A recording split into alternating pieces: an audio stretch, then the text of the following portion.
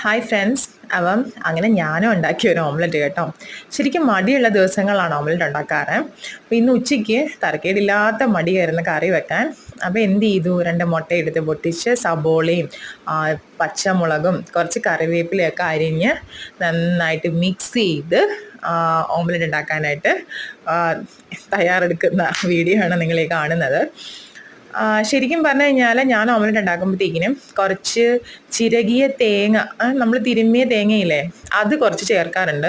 ഇന്ന് ചേർക്കാൻ നോക്കുമ്പോൾ കിടക്കുന്ന തേങ്ങ ഇല്ല, തീർന്നു പോയി. അപ്പോൾ എന്താ ചെയ്യുക, ഇല്ലാണ്ടങ്ങ് ഉണ്ടാക്കുക. അങ്ങനെ ഞാൻ തേങ്ങയില്ലാതെ ഓംലെറ്റ് ഇങ്ങനെ അടിച്ചുകൊണ്ടിരിക്കുകയാണ്.